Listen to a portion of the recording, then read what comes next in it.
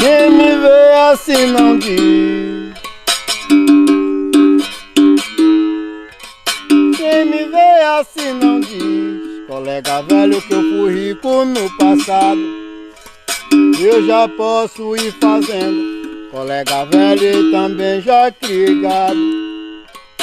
Hoje vivo no sem terra, ando por aqui jogado.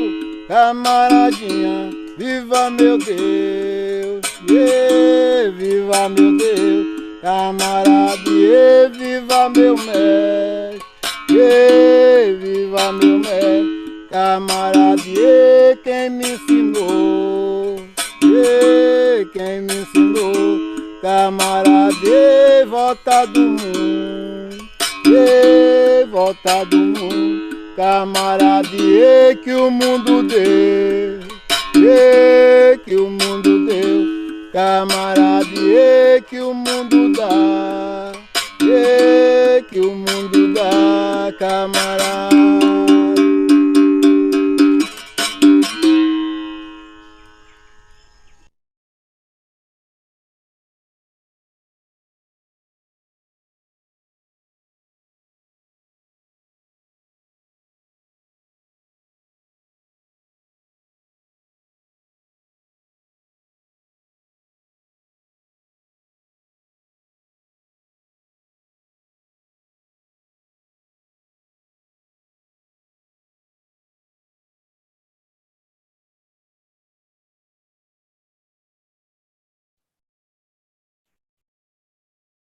Olá, pessoal, bom dia.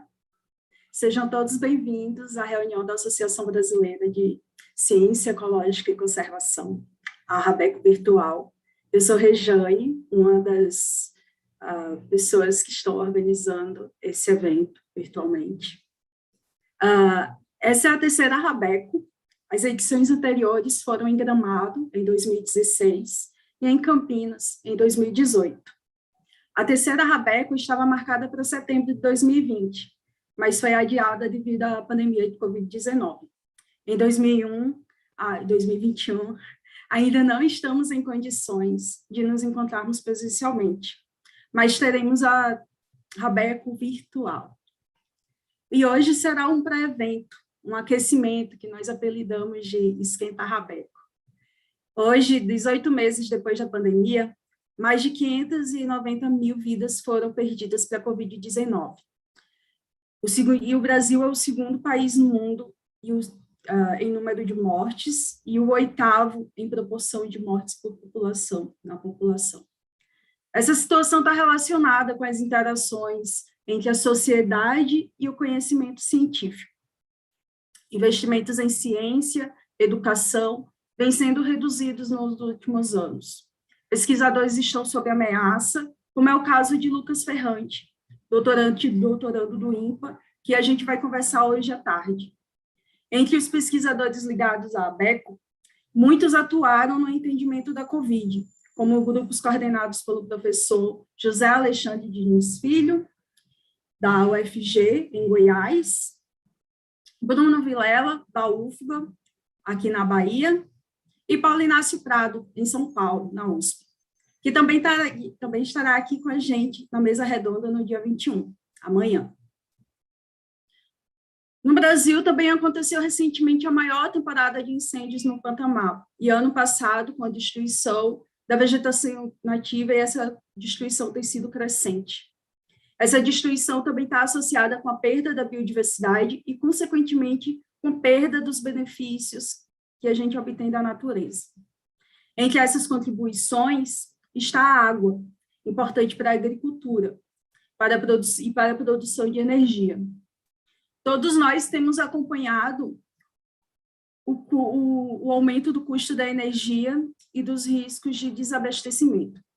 Essa destruição ameaça a vida humana, a diversidade cultural e os modos de vida, especialmente das populações indígenas e tradicionais. Bruno Canella, um dos nossos convidados, daqui a pouco também vai conversar com a gente, para falar sobre crises globais e elucidar caminhos para a superação. Mas não queremos falar só de problemas, não é mesmo? Porque a ecologia também é sobre soluções. Como mostra a arte que representa o evento, mostrando um punho feminino fechado, em luta, mas trazendo flores, trazendo a vida e a nossa biodiversidade.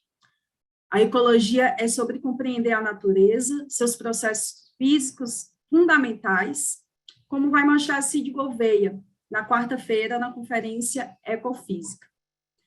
Ou as redes de interações entre as espécies, que vamos discutir com a mesa coordenada com Karine Emer. As ciências ecológicas e a conservação também desenvolvem estratégias de conservação, restauração e manejo da biodiversidade, da natureza. Além disso, os desafios do mundo ameaçam a nossa saúde mental, e por isso nós convidamos para discutir o tema Manuela Rocha, psicóloga e filósofa, e para debater os efeitos do patriarcado e da misoginia sobre as vidas das mulheres, conversaremos com um grupo de coletivos de mulheres que têm atuado na ecologia, como é o caso do Parent Science, Mulheres na Ecologia e a Rede Cunha Chá de Mulheres na Ciência. Essa busca de soluções passa pelo diálogo entre ciência e com os outros setores da sociedade, como propõe a iniciativa Coalizão Ciência e Sociedade, coordenada por Mercedes Bustamante, que também vai estar conosco amanhã. Pesquisadores brasileiros, latinos e latino-americanos têm sido protagonistas nas iniciativas internacionais, como é o caso do IPBES, e da plataforma brasileira, o BPIBS, aqui no Brasil. E aí nós convidamos a professora mexicana Patrícia Balvanera, que discutirá as contribuições dessas plataformas internacionais e como essas ferramentas têm sido usadas para a construção de uma mudança transformadora. Esses são alguns dos temas que vamos tratar e que representam parte do que os pesquisadores vêm atuando e fazem na ABECO. O Brasil e o mundo necessitam trilhar um caminho que contemple o bem viver, no qual o ser humano e a natureza sejam prioridades. A ciência não pode construir esse caminho sozinha, mas ela é fundamental como parte dessa caminhada. E é por isso que a ciência e a ABECO, e essa reunião que se inicia hoje, tem como objetivo principal trazer alternativas para esses caminhos que possamos trilhar juntos. Então, sejam todos bem-vindos à Rabeco Virtual 2021. Eu vou trazer algumas informações gerais que talvez sejam necessárias.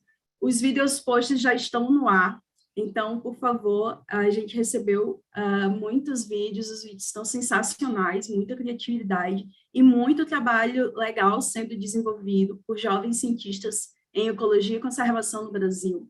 Chega aí nas playlists no YouTube, assista, veja o que te interessa, curta o que você gostar mais. Esses vídeos, eles também receberão uma premiação de destaque científico no último dia. A programação, a partir de hoje, né, se iniciou, está disponível sempre 15 minutos antes. Então, se você quiser assistir a Rabeco, conecta no canal, se você não está inscrito, conecta no canal do YouTube, 15 minutos antes que a live vai estar disponível. E aí fica à vontade para compartilhar com as pessoas que também estejam interessadas no assunto. Tem muita coisa interessante, então pode ser que muita gente se interesse também. Aqui no Zoom, a reunião será num sistema de webinar. Então, usem o chat para fazer comentários gerais, falar com as pessoas, você pode mandar tanto mensagens gerais quanto para pessoas específicas. E o QA para perguntas nas sessões. Então, quer perguntar alguma coisa aos palestrantes, fique à vontade para usar o QA. Também a gente vai estar nessa função de coletar as perguntas e levá-las para os palestrantes. E no YouTube também, tentaremos ao máximo fazer o possível para contemplar as perguntas que estarão no YouTube. Eu gostaria de agradecer imensamente a organização, a comissão organizadora do evento, que sem o envolvimento de todos não seria possível um evento como esse. Então, agradeço imensamente a Amanda Campos, Anderson Medina, Bruno Vilela, Caroline Birrer, Daíse Jorge, Érica Garcês, Esaú Paes, Gabriela de la Rosa e Ricardo Dobrovolsky.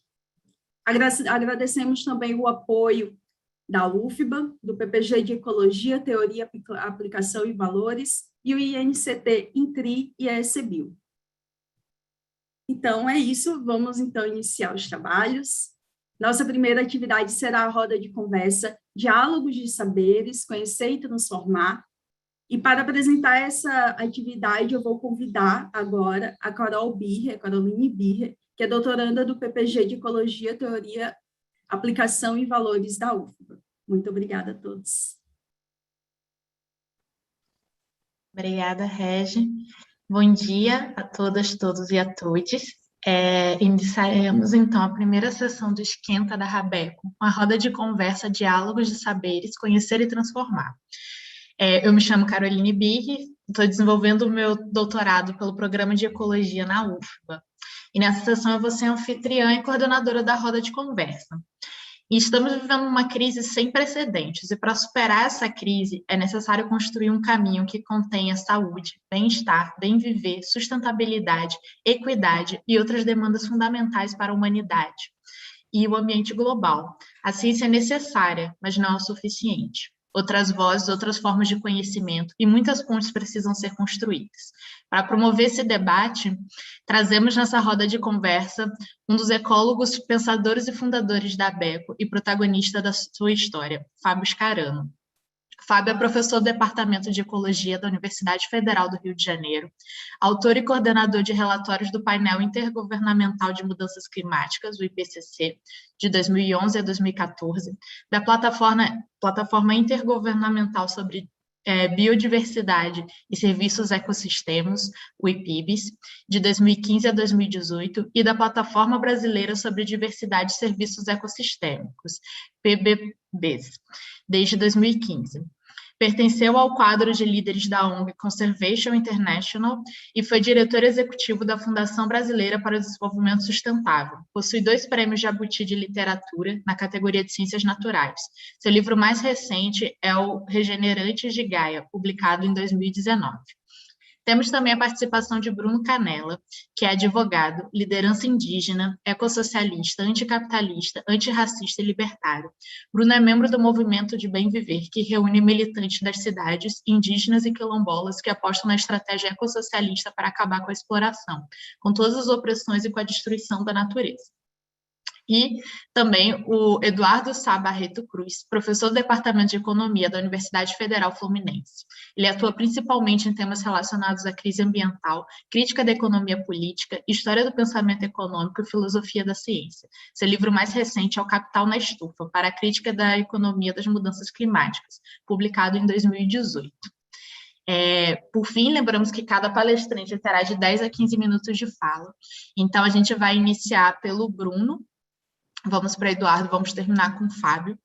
Todas as pessoas podem enviar os comentários no chat, né? E as perguntas dos comentários sobre a apresentação, elas vão nesse link que tem aqui embaixo, que é o Q&A. Lembramos também que estamos transmitindo essa sessão ao vivo pelo YouTube, e todos que estão no YouTube podem enviar suas perguntas, e faremos o possível para contemplar todas as perguntas.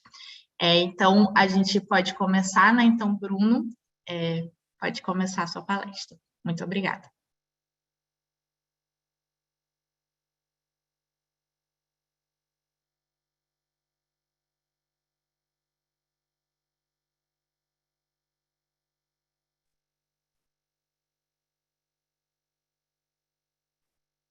Vocês me ouvem? Sim. Olá, pessoal, bom dia, né? Sejam todos bem-vindos a esse evento, né, no qual a gente encontra saídas, né, para os dramas do nosso tempo. Eu me chamo Bruno Canella, sou pertencente do povo Canela do Araguaia, né, um povo que é proveniente do Maranhão, né, um estado aí que, assim como o Mato Grosso, tem um histórico de genocídio e de crueldade com os povos originários muito forte. E aí, no meio desses conflitos, né, no século XVIII, os canelas acabaram que tiveram que sair fugidos, alguns. E o meu povo, os meus ancestrais, foram uns dos que saíram fugidos daquele conflito no Maranhão e passaram pelo estado do Goiás, depois Tocantins, atravessaram a ilha do Bananal, né, que é a maior ilha fluvial do mundo, e aí se instalamos ali, vivemos, constituímos as nossas vidas na região do Araguaia.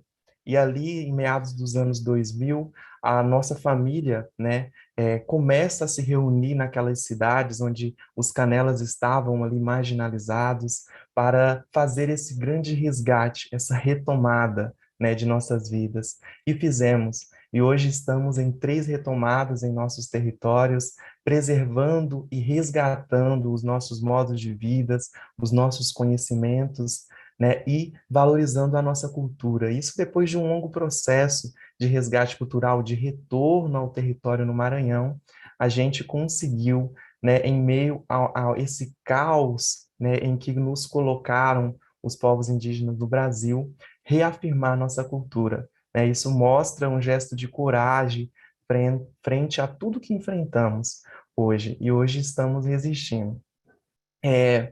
Essa conversa na qual nós teremos hoje aqui representa muito do que os nossos ancestrais estão pensando dentro das comunidades. Representa muito do que das sociedades e comunidades tradicionais do mundo que têm a cosmovisão do bem viver, que apesar de partir dos povos indígenas, não está presa ao nosso conhecimento somente, nós queremos compartilhar com as demais civilizações que já compartilham desse modo de vida, pelo ato de saberem respeitar o metabolismo da Mãe Terra, saberem o tempo de cada coisa. Essa é uma preocupação que está dentro dessas comunidades, né? E, ao mesmo tempo, precisamos saber conciliar esses conhecimentos, de modo que um não se sobreponha sobre o outro, de modo que os conhecimentos, eles nos levem, de fato, a resolver os problemas e os dramas nos quais nós nos encontramos hoje, né? E aí, partindo disso, a gente pode elencar aqui alguns sensos de urgência nos quais nós estamos enfrentando. A partir da retomada dos povos canela, a partir da luta dos povos indígenas no âmbito nacional e a partir também do cenário mundial, né? Como que nós, enquanto civilizações, estamos encarando tudo isso? Há resistência em todas essas frentes, mas será mesmo que nós estamos conseguindo nos organizar para frear o que avança sobre os nossos corpos, para frear o que está, né, cada vez mais vorazmente avançando sobre a Mãe Terra, avançando sobre as condições humanas e não humanas também, né? Precisamos entender que a destruição, ela vem sobre os corpos e ameaça a existência humana, mas ameaça a existência de todo um ecossistema, né, que constitui as nossas vidas. E nos nossos territórios nós vemos isso no dia a dia. Na situação do Araguaia, por exemplo, no Mato Grosso, ele está cada vez mais fraco, ele está enfraquecido e nós sentimos essa força. Nós lá, os Canelas do Araguaia, os Jurunas, os Carajás, os Machacalis, os Chavantes, os Caiapós, nós estamos sentindo que o Rio Araguaia ele está mais fraco. E temos recebido o alerta, né, de ambientalistas, de polícias ambientais, de que o Araguaia está sendo desviado dos seus leitos, de que os acampamentos em suas margens estão cada vez mais assoreando as suas beiras, a ocupação desenfreada e desregular, que não é protegida pelo Estado, está cada vez mais enfraquecendo o Rio Araguaia e os seus afluentes. E neste momento em que nós encontramos, ele está passando por uma das maiores secas. E já existem estudos do DEMA, que é o Departamento de Polícia Ambiental, que alertam que ele vai secar em 50 anos. E os povos indígenas estão sentindo isso. Isso mexe com toda a nossa organização social, de vivência e de culturas.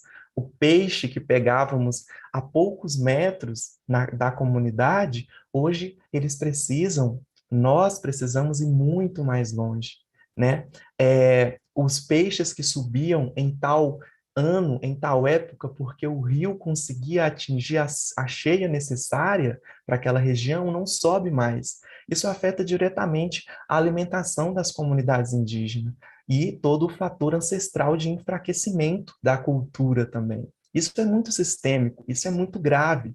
Quando nós teremos que passar a falar de soberania alimentar. De que forma nós estamos alimentando? Né? De que forma as comunidades estão alimentando frente a uma situação que não foi imposta por eles e que muitas vezes a dualidade de discurso, as falácias e as fake news colocam os povos indígenas como quem se afastou disso, como quem não está conseguindo mais alcançar aquele modo de vida que tínhamos antes. Mas, claro, como vamos conseguir alcançar?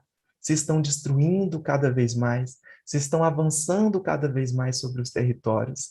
É muito contraditório querer que os povos indígenas protejam as nossas florestas se não há uma frente ampla, né, nacional, na sua institucionalidade, nos moldes da educação, nos moldes da ciência, para barrar essa destruição. E nós estamos vendo muito, e nós estamos mobilizados, enquanto povos indígenas, para fazer esse alerta. O modo institucional que o Brasil se organiza hoje é um dos nortes para isso, né? Mas só que existem diversas frentes para lutar. Nos três poderes do Brasil, e agora a gente começa a falar de como a luta indígena tem percebido isso para mostrar para a sociedade brasileira, nos três poderes do Brasil, os povos indígenas se encontram extremamente ameaçados. No legislativo, existem diversos projetos de lei que às vezes se configuram em um só. O plano de destruição, a partir do Congresso Nacional, com suas bancadas ruralistas, da bala, bancada evangélica extremamente ligada ao agronegócio e aos empresários, se organiza nos projetos de lei. E o PL 490 é, atualmente, uma das maiores ameaças. Dentro daquele projeto de lei, existem diversos outros que tentam adentrar dentro dos territórios indígenas, que, aliás, eles nem gostam de chamar as terras indígenas de territórios, porque na cabeça da sociedade eles tentam fazer com que as pessoas pensem que a Constituição foi feita falando de terras indígenas para, de certa forma, lá na frente dizer que as terras também precisam de outros compartilhamentos. E aí eles, claro, a gente entende que as outras comunidades também perfazem, porque a terra é vida. E várias outras comunidades precisam, entendem isso, e entendem cada vez mais. E aí eles, naquela parte dos artigos 241, 231 e 232 da Constituição, se você for ler ele, não existe a palavra território, só terras indígenas, porque segundo a mentalidade do legislador, território daria mais autonomia às comunidades. E, de fato, nós, dentro dos nossos territórios, nós temos autonomia, porque nós cuidamos. A soberania se dá em comunidade, entre os indivíduos que estão ali. E aí, no PL 490, eles pegaram todos os projetos dos últimos anos, englobaram no PL 490, e ainda dentro do projeto tem um marco temporal. A discussão de que nós só seríamos donos das nossas áreas se nós estivéssemos lá em 1988. Como bem sabemos e como está bem amplamente divulgado, isso não é possível, porque nós fomos tirados bem antes de lá. No STF, né, o marco temporal agora sendo votado e adiado, pedidos de vistas que não entendemos o porquê, porque a tese está amplamente discutida, o acesso à informação e a urgência dos povos indígenas é dada em nossas mobilizações, nós não entendemos o porquê o judiciário brasileiro coloca tanto empecilho para julgar o marco temporal. E cada vez que demora, quanto mais demora, mais os conflitos se agravam em nossos territórios, né? No executivo, existe a omissão do que já nos foi dado. Num sistema que se organiza de 4 em 4 anos, para lidar com os nossos direitos e como será a distribuição das políticas públicas, nós ficamos à mercê, né, dos interesses econômicos, dos interesses de um país que muitas vezes não entendem o modo de vida dos povos indígenas, e que se organiza através da FUNAI, que hoje está ocupada por um delegado da Polícia Federal, famosíssimo por perseguir os povos indígenas do estado do Mato Grosso, e nós nos encontramos nessa situação, três poderes que surfam sobre os corpos indígenas, sobre os territórios, e como, em que sentido nós devemos apontar? Em que sentido nós devemos falar para as pessoas que esse modo de vida é destrutivo? Primeiro, nós gostaríamos de apresentar para a sociedade o bem viver, né? O modo de vida que respeita o metabolismo da Mãe Terra, o modo de vida que faz com que a gente se entenda enquanto sociedade que compartilha uma casa comum. O Papa Francisco trouxe, tempos atrás, em uma encíclica chamada Laudato Si, essa urgência, o cuidado com a casa comum, né? Em que sentido nós vamos trilhar? O modo de vida hoje está totalmente ameaçado por causa, muitas vezes, do que está sendo formado na cabeça das pessoas. Então, nós acreditamos também que a educação é um norte. A educação das crianças, da juventude e o cuidado com o presente é um norte para o futuro. O futuro que nos apresentam hoje, através da acumulação de riqueza, da exploração do trabalho e que faz com que as cidades se organizem de forma com que os impactos ecológicos recaiam mais sobre certas camadas da sociedade do que de outras, essa é a emergência do ecossocialismo.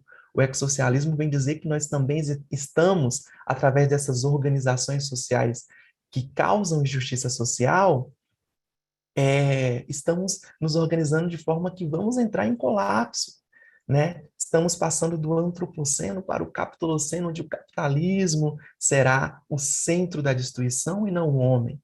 Nós já conseguimos fazer máquinas que destroem uma montanha em poucos dias. Então isso é muito grave. Precisamos pisar no freio e entender que a Terra tem o seu tempo e que esse tempo não é baseado somente nos relógios que criamos, né? Então, eu deixo essa reflexão e que a gente construa e deseje um bom debate aqui na Rabeco para que a gente vá pensando outros modos de vida, outros modos de ser e de formar e de ser pessoas nessa civilização, nessa sociedade que tem muita coisa boa a nos mostrar, muitas comunidades incríveis a nos apresentar.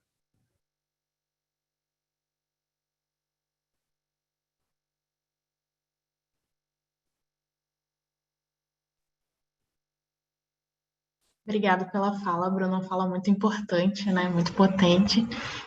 Agora a gente vai seguir com a fala do Eduardo Sabarreto.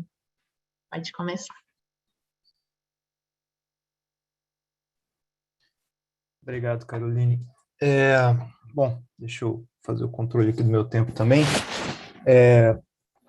Queria, como sempre, começar agradecendo, né? Eu tenho uma satisfação muito grande com o convite de estar podendo participar e compartilhar essa mesa com o Fábio, com o Bruno e com a Caroline. De certa forma, é uma oportunidade muito diferente para mim, né? Porque, apesar de eu pesquisar nessa área de economia política das mudanças climáticas e, portanto, ter um contato muito forte com as questões ecológicas de maneira geral, eu costumo participar mais de debates no campo, nos espaços da economia política do que nos espaços da ecologia, então é uma oportunidade muito interessante, pessoalmente, para mim, de estar podendo dividir essa mesa com vocês e estar falando para pessoas com interesses e com acúmulos diferentes, né? E até por causa disso eu estava um pouco preocupado da minha fala talvez ser um pouco provocativa demais, mas eu já me senti um pouco mais aliviado porque acho que a minha fala tem um gancho interessante aí com o finalzinho da fala do Bruno, principalmente, né, porque, como eu coloquei lá no meu resumo, o meu interesse é falar de uma tensão que, no meu entendimento, é uma tensão inconciliável. É uma tensão entre as coisas que a gente precisa fazer para preservar as condições de vida no planeta e condições de uma vida que vale a pena, né? Então, a tensão entre as tarefas que giram em torno disso, do que a gente precisa fazer, e o metabolismo próprio da sociedade em que a gente vive, né? Ou seja, um metabolismo próprio da sociedade presidida, melhor dizendo, pela lógica do capital, né? E aí eu quero, ao fim do meu raciocínio, apresentando essa tensão, deixar indicado que, dada a situação em que nos encontramos e dadas as tendências de desestabilização ecológica que são conhecidas e que são previsíveis, não há muita alternativa a não ser nos posicionarmos no campo anticapitalista, né? Então, daí o teor provocativo da minha fala. Deixa eu abrir aqui meu roteirinho para não me perder. Então, né, já apresentei mais ou menos a estrutura. Do ponto de vista da crise ecológica, eu posso aproveitar um breve comentário do próprio Bruno, né, que mencionou o Holoceno e o Antropoceno, e até mesmo o Capitaloceno, e mais do que novos termos em uma escala de tempo geológica, a transição para essa nova época, né, que vem sendo chamada de Antropoceno, nos indica que nós estamos saindo de uma época geológica de relativa estabilidade das condições, né, naturais e climáticas do planeta. E não são quaisquer condições, são as condições que pavimentaram o caminho de desenvolvimento das sociedades humanas que nos trouxe até aqui, né? Então, enfim, trata-se de um período relativamente curto, de pouco menos de 12 mil anos, mas o mundo tal como nós conhecemos, as sociedades, a forma de organização da vida em sociedade tal como nós conhecemos foi possibilitada pelas condições típicas desse curto período. E nós estamos sendo catapultados para fora dessas condições, né? A interferência humana sob o signo do capital, sob o signo do capitalismo, tem nos catapultado para fora dessas condições em diversas variáveis importantes, né? A gente pode falar dos ciclos naturais do planeta, ciclo do carbono, ciclo do nitrogênio, a gente pode falar de temperatura, a gente pode falar da acidez dos oceanos, da cobertura de gelo do planeta, a criosfera, a química atmosférica, enfim, para onde quer que nós olhemos, as condições naturais do planeta estão sendo desestabilizadas de tal forma a erodir as condições materiais da vida, de maneira geral, e, claro, como não poderia ser diferente, as condições materiais de reprodução da sociedade, das sociedades humanas. Não só as que são marcadamente determinadas pela lógica do capital, como aquelas também que vivem e se reproduzem de alguma maneira à margem desse metabolismo próprio do capital. Então, a gente está falando de novas tendências que impõem riscos muito dramáticos, não só à vida humana, mas à vida não humana também no planeta, a tal ponto em que até mesmo instituições relativamente conservadoras, como a ONU, por exemplo, já vem falando abertamente de um risco existencial. Ou seja, trata-se de um conjunto de riscos que ameaçam não só diversas espécies de extinção, mas inclusive a nossa própria espécie. E aí, diante disso, e como as mudanças climáticas, a crise climática é possivelmente o principal vetor dessa crise ecológica mais mais multidimensional, muito tem se discutido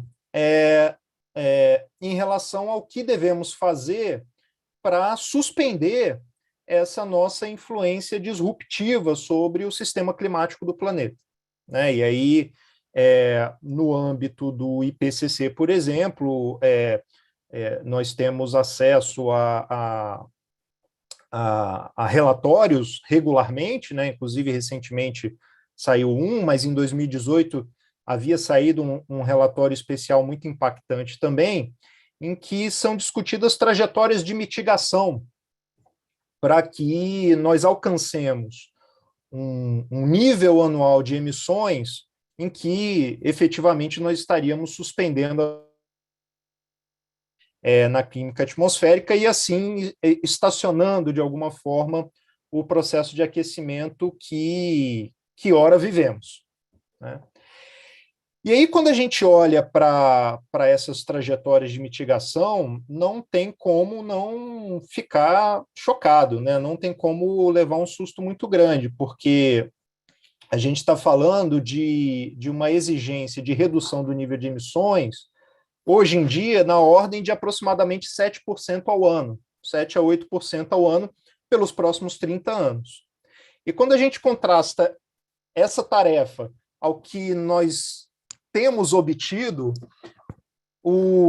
a dissonância é muito grande, né? Nos últimos 30 anos, apenas em 2 momentos foram observadas reduções no nível anual de emissões de um ano para outro. Se a gente considerar todos os gases, se a gente considerar alterações no uso da terra, ou seja, se a gente colocar tudo que é relevante na conta, apenas em 2 momentos nós observamos reduções. Logo após a crise desatada, a crise econômica desatada na passagem de 2007 para 2008, foi uma redução muito tímida, muito modesta, e outro agora, né, nesse cataclisma global da pandemia. Estima-se que houve, de 2019 para 2020, observamos uma redução entre 7% e 8%.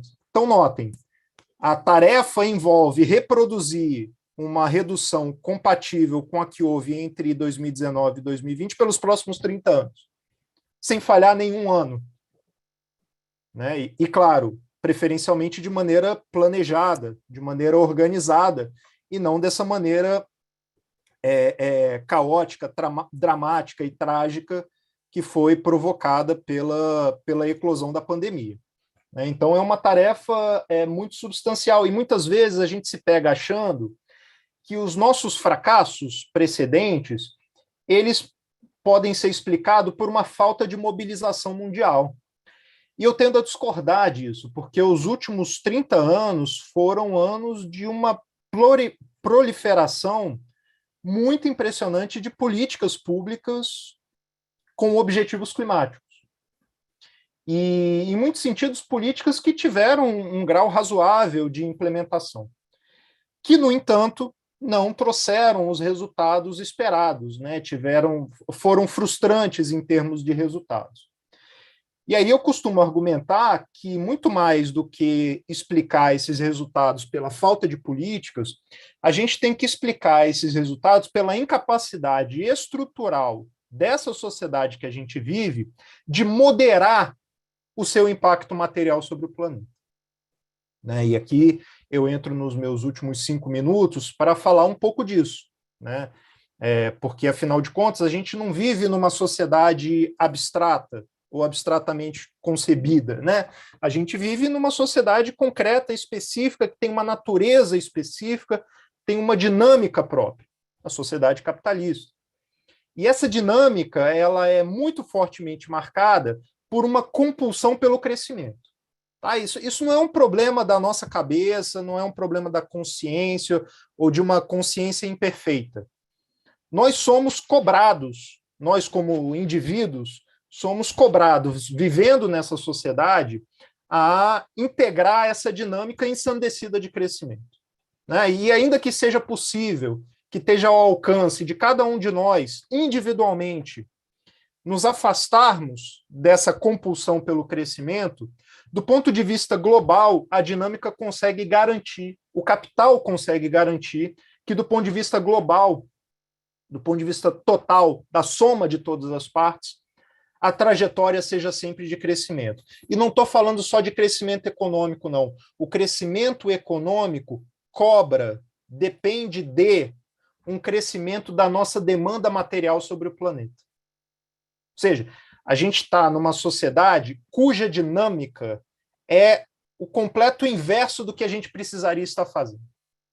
A gente precisaria, a rigor, não só estar suspendendo o nosso impacto material sobre o planeta, não só operando uma contração planejada, mas uma contração velocíssima, é o que nos é exigido pelas trajetórias atuais, uma contração velocíssima e em grandíssima escala. E esse caminho está bloqueado pela lógica do capital. Esse caminho está bloqueado pela dinâmica do capital, porque essa sociedade não pode abrir mão do crescimento. Ela não pode abrir mão de energia abundante e barata. E não é por outro motivo que todos os nossos substantivos sucessos em elevar a eficiência energética, em ampliar a oferta de energia a partir de fontes renováveis, todos esses substantivos sucessos têm sido atropelados pela necessidade de energia dessa sociedade, que faz com que nós não consigamos abandonar a nossa dependência dos combustíveis fósseis. A ampliação da oferta de energia a partir das renováveis nos últimos 30 anos foi expressiva, quase 70%. Só que a ampliação da oferta de energia a partir das fontes fósseis foi ainda mais expressiva. Foi ordens de magnitude maior. Se a gente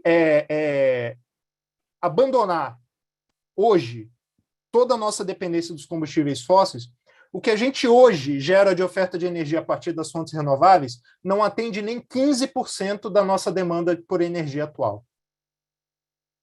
Nem 15%. Então, a ordem de magnitude da contração que a gente precisa operar é muito expressiva, é muito dramática e é incompatível com a manutenção do modo de produção capitalista, que não só não pode abrir mão dessa energia abundante e barata, não pode abrir mão do agronegócio, não pode abrir mão das energias pesadas, das indústrias pesadas, melhor dizendo, não pode abrir mão das grandes aglomerações urbanas, não pode abrir mão do consumo desenfreado, porque tudo isso não alimenta, quer dizer, não é alimentado e estimulado pelo capital por pura perversão, embora a perversão faça parte do jogo. Mas não é por pura perversão, é por necessidade, porque o capital não sobrevive e não se reproduz em escala ampliada como precisa se reproduzir em escala ampliada sem isso.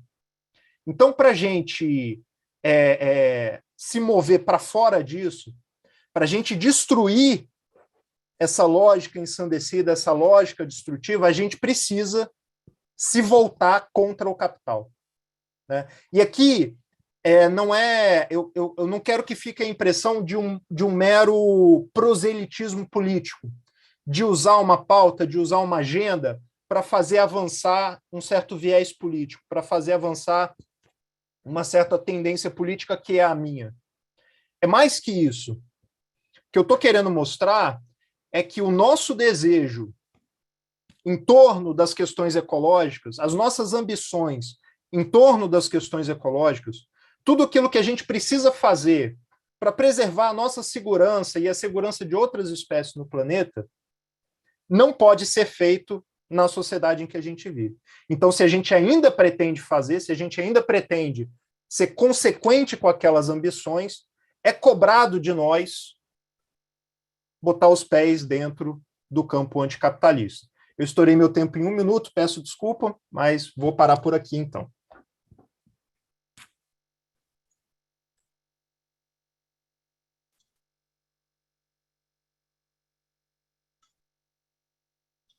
Obrigada, Eduardo. Fala muito importante também. Ótimo, várias questões aí, né?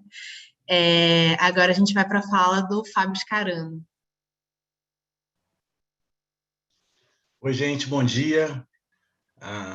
Queria muito agradecer aos organizadores do evento por esse gentil convite, uma satisfação enorme estar aqui na mesa com a Caroline, com o Bruno, com o Eduardo.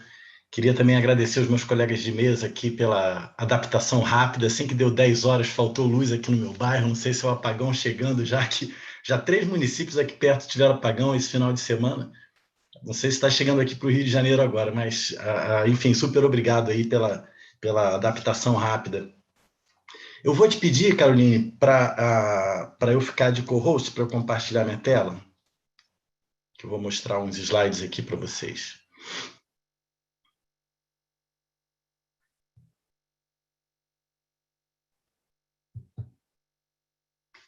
Vocês estão enxergando? Deixa eu ver se eu consigo. Pronto, estão vendo com a tela cheia? Sim. Então, ótimo. Essa fala que eu trouxe hoje, eu acho que ela vai... É legal, assim, a gente não combinou muito, mas eu acho que vai ser um complemento às falas do Bruno e do Eduardo. Eu acho que muito do viés que eles trouxeram para a gente toca a gente bastante como cidadão e cidadã no campo das transformações que a gente precisa fazer.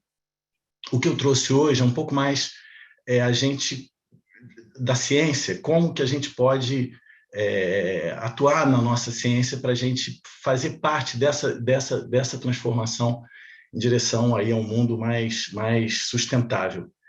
Eu começo com esse quadro do Nicolai Reis, que eu gosto muito, que se chama Nós Não Temos Medo, é justamente desse diálogo que eu estou falando, né? A gente sempre tem diferentes espécies, diferentes pessoas, tem diferentes seres, diferentes entidades, e a gente tem que sempre guardar muito respeito, né? Às vezes alguma distância, mas sempre com respeito para conseguir construir esses diálogos. E a minha fala é um bocado nessa direção, porque a ciência ela é a forma de interpretação da realidade que venceu. A gente não pode esquecer disso. Há pelo menos 300 anos, a ciência é a forma de interpretação da realidade que domina. E os pós-modernos, eles chamam esse período de ditadura da razão, porque, de uma certa maneira, quando a ciência sobrepuja a religião e outras formas de interpretação da realidade, ela o faz como parte de um projeto, que é o projeto que vem da Revolução Francesa, da Revolução Industrial, que é um projeto burguês, associado ao capital, e a ciência, eventualmente, não vou dizer a ciência, que a ciência é uma coisa linda pela sua suposta ausência de dogma, né? À luz do método pode dar qualquer coisa, então, ao não ser dogmática, ela é para ser aberta, mas cientistas, seres humanos, não são. E, eventualmente, a ciência se torna um tanto arrogante, né? E nisso se esquece que existem outros mundos, outras formas de interpretação da realidade com as quais a gente precisa dialogar, conversar. E isso em tempos críticos, como uma descrição que Eduardo e Bruno trazem para nós, é um tempo de diálogo, é um tempo que esse diálogo precisa se dar. E eu acho que nós cientistas, a gente não tem sido particularmente bom nisso. Eu acho que a nossa rotina, a nossa prática é mais essa aqui de cima.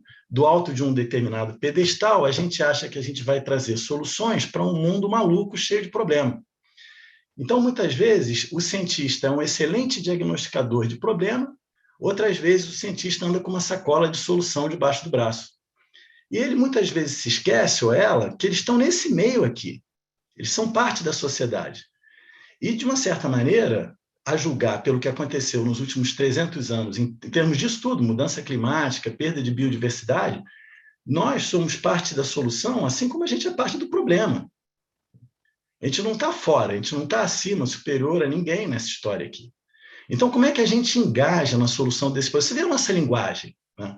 A gente sempre fala, vamos comunicar a ciência, mas a gente não fala sobre dialogar com outras formas de interpretar a realidade.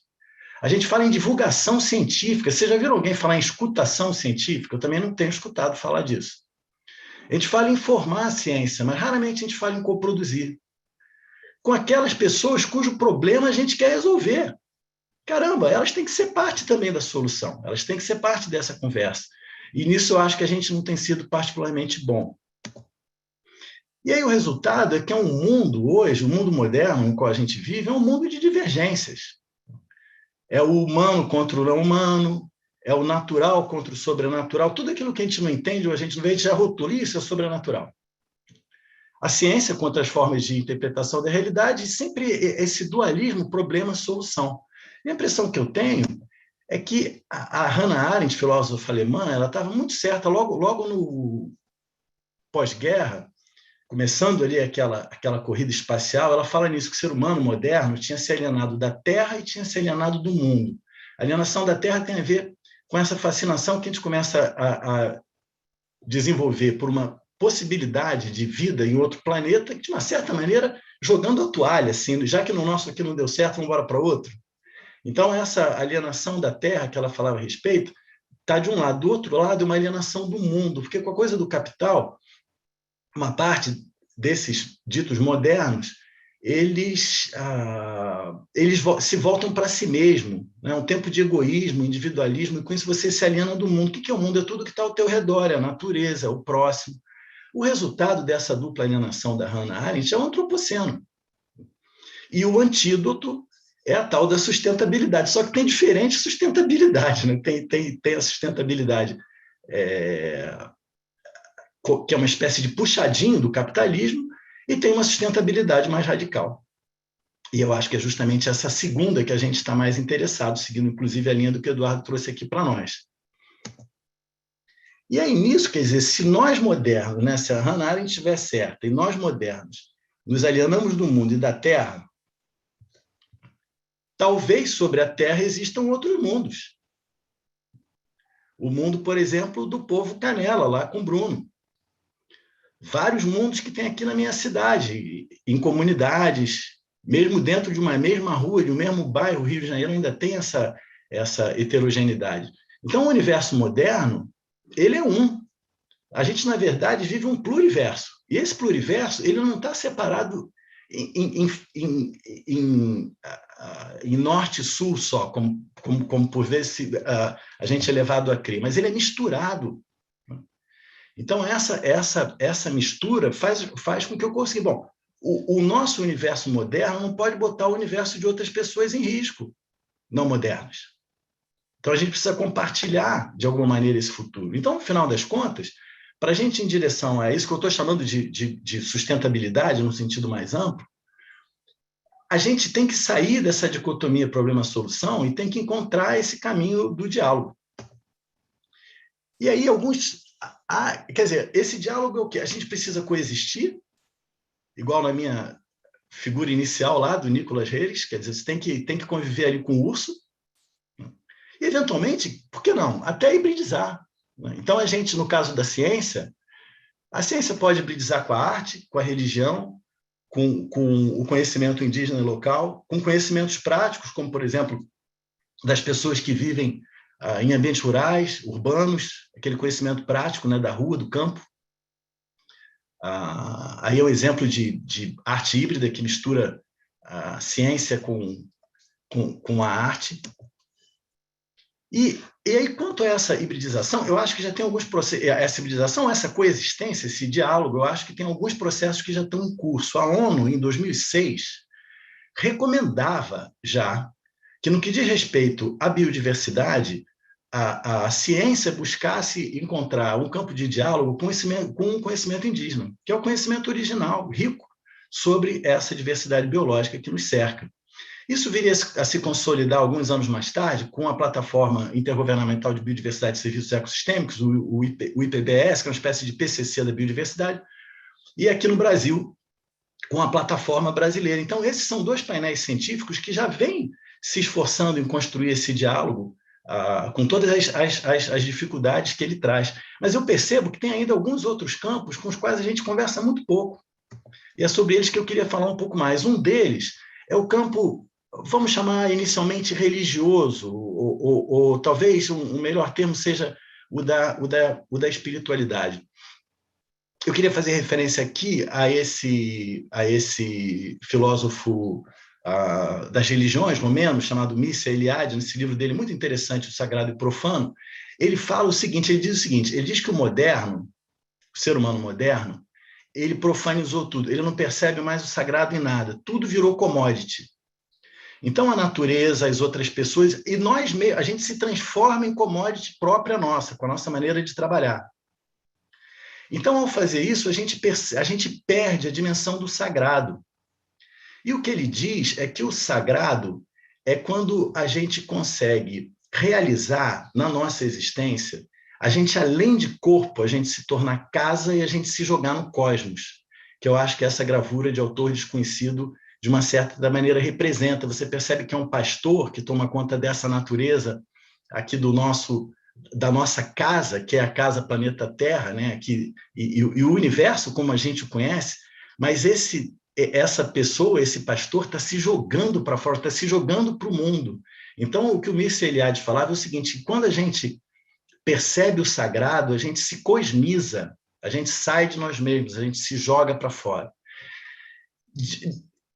E isso dentro da filosofia da religião, que eu fui encontrar essas coisas, que é um campo que me interessa muito.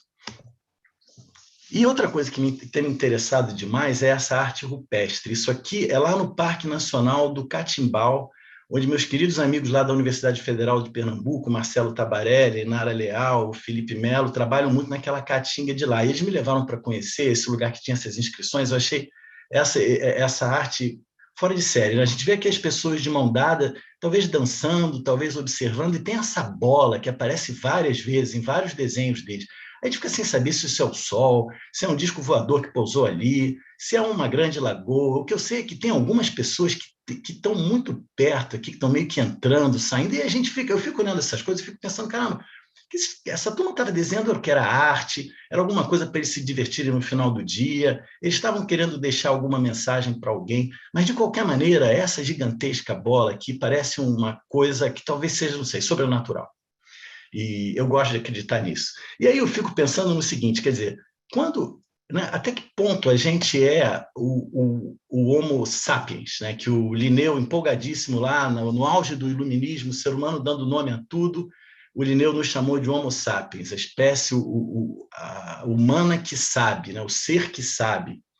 A gente sabe mesmo. O que o Mircea Eliade falava é que, na verdade, ele fala, olha, tem o Homo sapiens, que é o moderno, mas tem esse Homo que percebe o sagrado, é o Homo religiosus, ele dizia.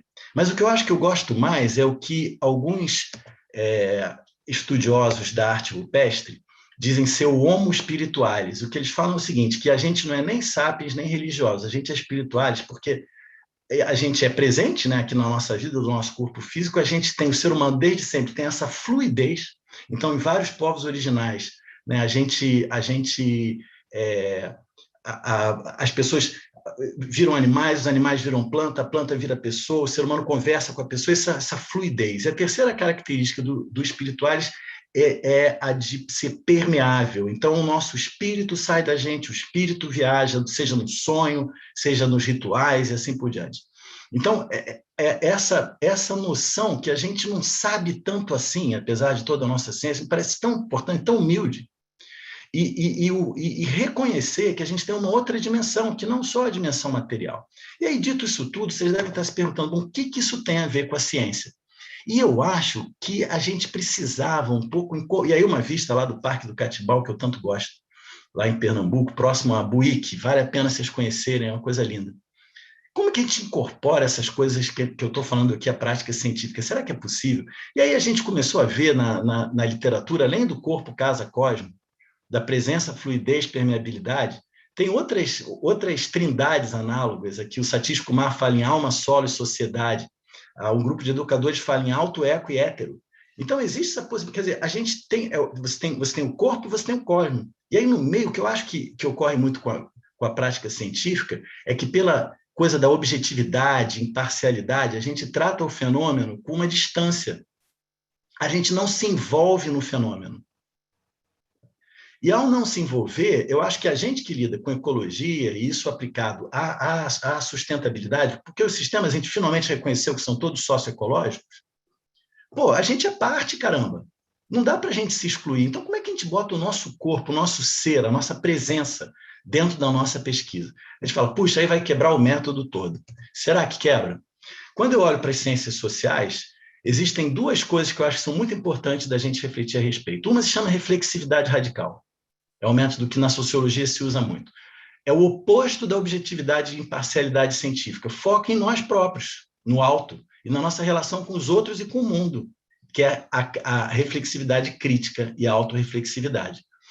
Você imagina, por exemplo, uma mulher cientista, feminista, estudando feminismo. Ela que também é vítima do patriarcado, ela vai poder ser imparcial? Aliás, melhor pergunta, é desejável que ela seja imparcial? Eu creio que não. Nós que somos vítimas de um mundo insustentável, no caso brasileiro, um país que ainda guarda muito da sua diversidade biológica, da sua diversidade humana, a gente é vítima de um conjunto de outras, de nós mesmos, mas também de parte do mundo. Então, a gente tem que tratar isso com uma certa parcialidade, sim. E a gente tem que se tratar de dentro. Então, esse é um dos conceitos, um dos métodos que eu acho importante. O outro é o da transdisciplinaridade, que é o de conversar e coproduzir com atores além da academia, e esse vocês estão mais familiarizados. Então, essa arena aqui que meu amigo Ernesto Neto, esse escultor fantástico em crochê, fez, chamada Cupichal, a arena está posta aí para a gente sentar nela e conversar e dialogar, sem solução pré-concebida, porque a solução a gente vai construir junto. E aí, para isso, eu acho que essa perspectiva da decolonialidade é muito importante, especialmente nesse contexto aqui da liberação. Por quê? Na liberação, a gente não é que a gente está fora da caixa, a gente está sem caixa. E a gente precisa escapar dessas caixas. E aí, para isso, você tem que pensar. Esse termo que também na sociologia se usa dos border thinkers, os pensadores de fronteira, são as pessoas que estão ali, já estão para fora da caixa. O Walter Mignolo, um filósofo argentino, ele fala nessa desobediência epistêmica. A gente tem que ser mais desobediente, especialmente no que diz respeito a essas ciências nas quais a gente atua, do que habitualmente a gente é.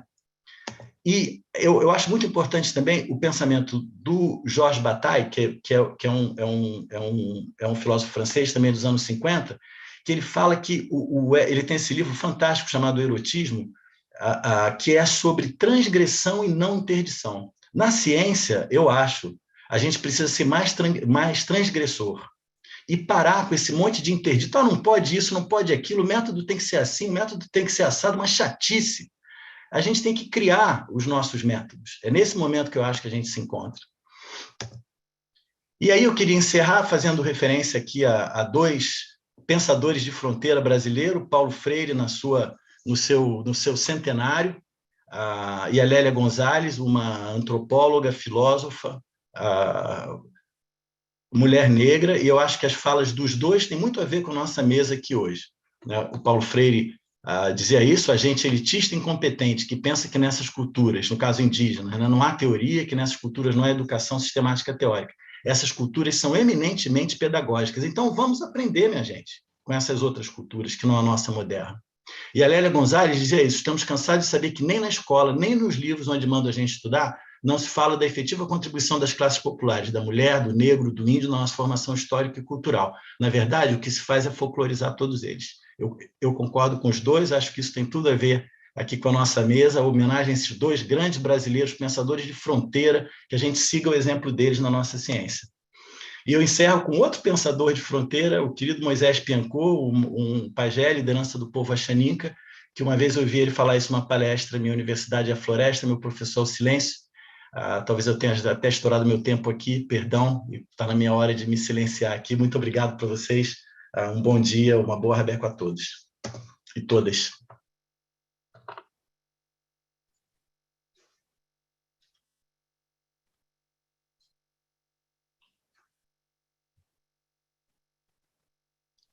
Muito obrigada, Fábio. Muito obrigada a todos os palestrantes, né? Foram falas muito interessantes, muito instigantes, assim, para a gente pensar. Agora a gente vai ter o espaço, né, em torno de meia hora para as perguntas, né? Tem várias perguntas aqui, várias dúvidas, né? Então, eu vou começar com a primeira pergunta, né? Que ela é direcionada para o Bruno, né? Canela.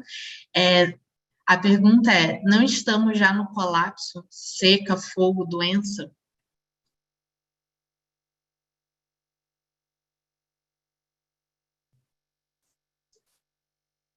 E aí, Bruno, se você quiser ir respondendo, depois, ou vocês preferem que eu faça um bloco de pesquisa que ficar mais fácil para vocês, na verdade. Eu posso responder, porque eu estava tentando iniciar a minha câmera e o microfone, deu uma travadinha. Tudo bem. É, Bom, eu acho que a emergência está dada, né, ao colapso que nós estamos vivendo. Ela já está acontecendo vorazmente. Nós estamos no meio de uma pandemia, com uma desigualdade social desenfreada, um avanço dos latifúndios dos agronegócios, as secas dos rios e o sentir da alteração climática, né? Então, como bem apresentou o camarada na sua exposição passada, agorinha, precisamos dialogar entre os conhecimentos, né? O Fábio bem colocou isso. Precisamos ter esse alerta. E ele traz um alerta muito interessante. Os cientistas, né, que muitas vezes são o norte para as soluções, não estão sabendo chegar até nós. E também há muito tempo as civilizações não dialogam com os conhecimentos indígenas.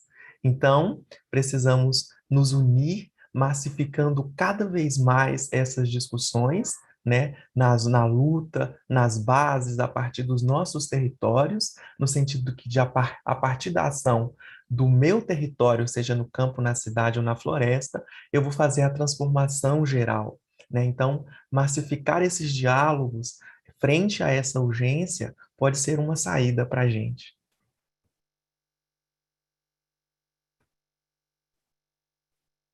Ótimo, perfeito. Eduardo e Fábio, se quiserem comentar sobre a pergunta também, fiquem à vontade.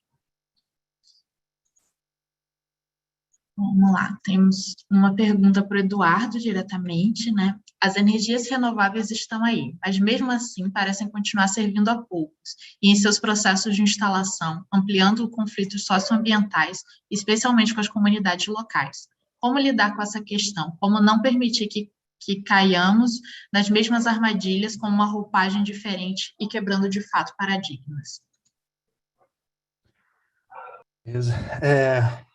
Bom, às vezes eu me sinto um pouco monotemático, assim, porque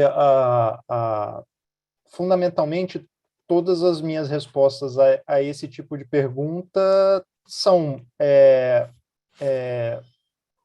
enquanto nós estivermos subordinados a essa lógica, até mesmo os nossos principais sucessos tendem a ser neutralizados, tendem a ser frustrados, né? E no caso das energias renováveis, a explicação, numa primeira aproximação, envolve perceber a diferença de escala, né? Então, percebam, houve, é verdade, muito bloqueio das principais forças econômicas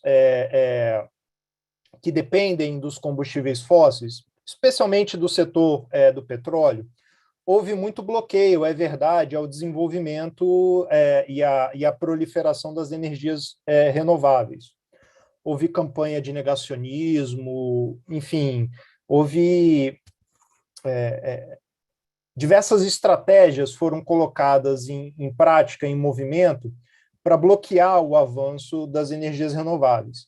Mesmo assim, e isso talvez surpreenda algumas pessoas, mesmo assim, a trajetória de generalização dessas tecnologias não saiu muito do curso de uma trajetória normal de generalização de tecnologia, enfim, tal como historicamente conhecido, né, nessa sociedade em que a gente vive. Ou seja, mesmo essas táticas, essas estratégias de bloqueio do avanço das energias renováveis não foi bem sucedida a ponto de fazer essa generalização desviar muito do seu curso normal.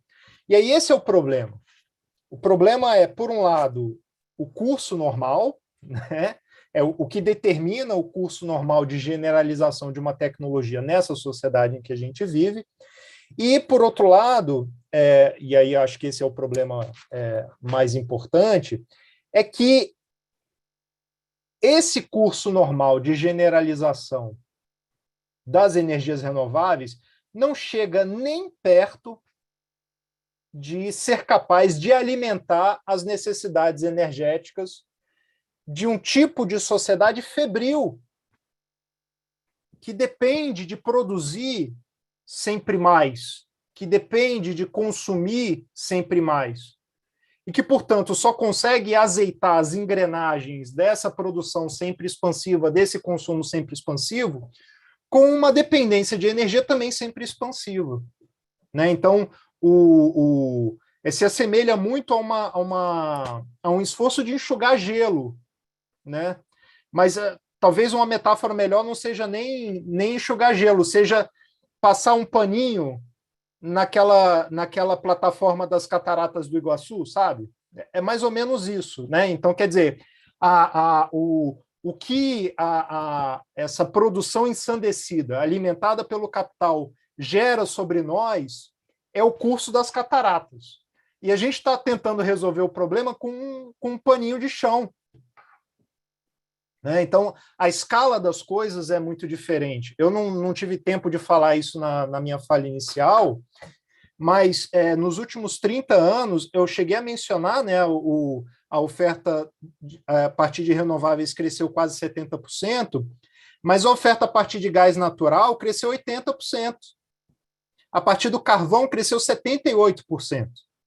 A partir do petróleo cresceu 38%, isso em termos percentuais. Se a gente pegar acréscimo de oferta, os três maiores acréscimos nesses últimos 30 anos, e notem, últimos 30 anos nos situa mais ou menos ali na época da Eco 92, tá certo? Então, quer dizer, é quando começa, né, a haver uma grande concertação global para fazer alguma coisa. Nesses últimos 30 anos, os maiores acréscimos foram, na ordem, carvão, gás natural, petróleo e, em quarto, renováveis. E o acréscimo de oferta de renováveis foi 10 vezes menor que o acréscimo de petróleo. Então, tem aí uma disjunção de escala que a gente precisa perceber. Né? A gente está o tempo inteiro pensando em limpar a matriz energética, em fazer a transição energética para descarbonizar, e a gente não percebe que tem um rolo compressor que está completamente obstaculizando essa tarefa e transformando até mesmo os nossos sucessos em fracassos. Né? Então, só para fechar, que eu já estou demorando muito tempo, é bastante conhecida essa experiência. A França operou, a partir do início dos anos 70, uma reconfiguração dramática da sua matriz energética. Basicamente, toda a sua matriz elétrica é baseada em energia nuclear, né, que tem um nível de emissões relativamente baixo, quase desprezível. E, mesmo assim, o ritmo de declínio das emissões francesas é muito tímido. Por quê? Porque tem todo um resto, né, de atividade, de escala de atividades que impede que as reduções pontuais se traduzam em reduções totais. É isso. Eu acho que o nosso esquema aqui é responder mais rápido, né, e eu tomei muito tempo. Gostei do seu quadro, Caroline, agora que eu reparei nele. Obrigada. Discreto. Então, tem uma pergunta para o Fábio. Fábio, você acha mesmo possível... a pergunta foi de Lívia, né? Eu estou esquecendo de falar quem fez perguntas. Você acha mesmo possível diálogo dentro da própria academia, uma vez que tentar ser um desobediente epistemológico causa rejeição, nos afasta e dificulta nossa presença em espaços de escuta, de real escuta? Você acredita nessa quebra de bolha? Lívia, muito obrigado por sua pergunta, um bom dia. Olha, eu não só acredito, como eu pratico. Eu acho que tem muito espaço para isso, Lívia, porque, olha só, você vê bem, né? Outro dia eu estava conversando, até um estudo aí que a gente está fazendo com um número grande de colegas, eu estava entrevistando alguns jovens cientistas aí que estão fazendo, gente que está fazendo mestrado, doutorado, vários falaram em medo. Pessoas têm medo de sair um pouco da linha por conta disso que você falou, de rejeição e tal. Aí você vê bem, né? Eu fazia muito esse exercício com meu irmão, assim, de tentar imaginar o que seria viver na Idade Média, né? Na época em que a religião era a forma de interpretação da realidade dominante. Pô, é muito difícil, você não consegue imaginar disso. Já viu um filme, mas você não consegue imaginar esse medo da força divina te punir, te arrastar e tal. O que você está me dizendo quanto a esse medo, em que medida é diferente disso que eu acabei de te falar, do medo religioso? Não tem diferença.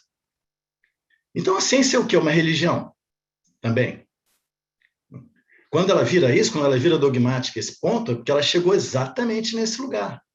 Então, é um daqueles meus últimos slides. A gente tem que quebrar essas caixas. E não é fácil. Não é só chutar o balde. A gente tem que pensar em métodos para fazer isso, a gente tem que pensar em como fazer isso de uma maneira que as pessoas possam compreender, uma maneira que isso seja viável de ser executado. Quer dizer, não é fácil pensar nisso. E aí o que acontece? Quando a gente tem um sistema todo que premia a quantidade, aqueles de vocês que vão querer se dedicar a criar novas formas de fazer ciência, talvez vocês venham a ser menos produtivos do que quem faz a ciência business as usual, vamos chamar assim. E aí você olha e fala, se eu fizer isso aqui, eu não vou arrumar emprego. Então, assim, a turma que estagia comigo, faz mestrado, eu já falo, ó, que não é o caminho mais ortodoxo, pensa bem na sua carreira. Porque não vai gerar quantidade quando a gente ingressa, né, por essa via. Assim, para mim, né, que já tem uma idade avançada, final de carreira, eu posso me divertir, mas eu imagino, para o jovem não é fácil. Né, não é fácil. E aí é onde a gente volta ao Paulo Freire. A gente está formando, a gente está educando para quê? Para reproduzir ou a gente está facilitando criar? Ele dizia isso, a educação no Brasil é feita para a gente reproduzir. Agora, como é que você cria um ambiente que favorece a criatividade? É a diferença entre o tudo e o nada. Você fala, caramba, como é que eu vou abordar isso aqui agora? Você pensar numa forma de fazer. Eu sei que isso não é trivial, mas eu gosto de falar isso com o público jovem, como a gente tem aqui, porque eu acho que essa tem que ser a nossa atitude em sala de aula. A gente precisa dar esse espaço para que vocês se sintam à vontade para criar. E não vai ser contando quantos artigos vocês fizeram que a gente vai estar facilitando isso, infelizmente. Muito bom, é muito importante isso, né? Para a gente que está começando na academia, esse é um debate que está sempre, né? Como sair do que é o mainstream, de discutir uma ideia de uma ecologia liberal apenas, né?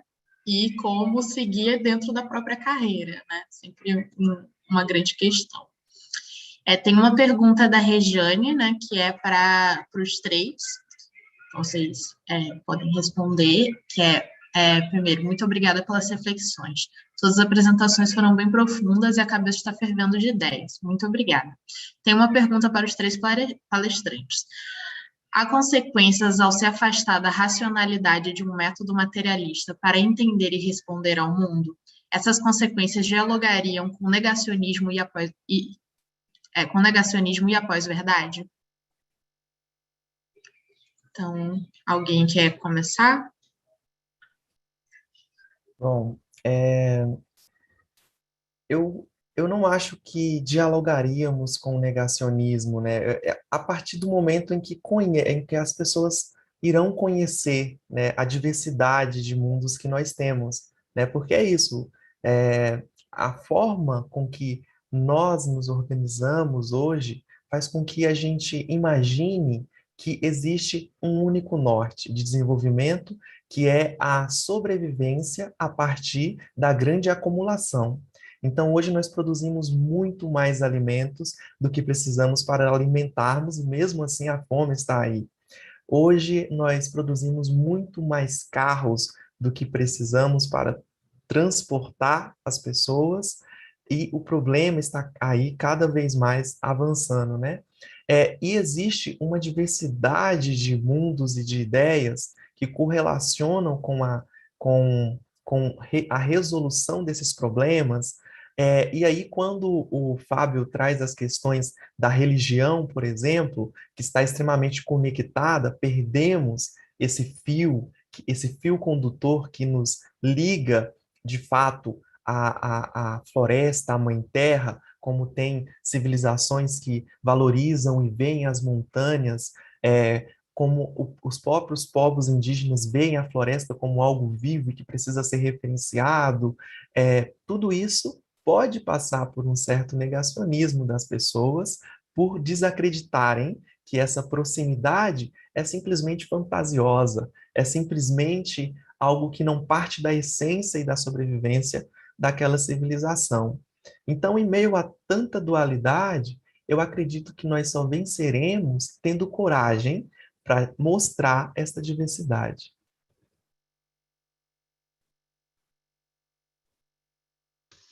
Eu posso emendar, porque eu acho que o Bruno falou tudo, assim, eu acho que essa coisa da... Porque no final das coisas... Bom, o tema dessa conferência, né, que inicia amanhã, a gente está aqui no Esquenta, é transformação, não é isso, Caroline?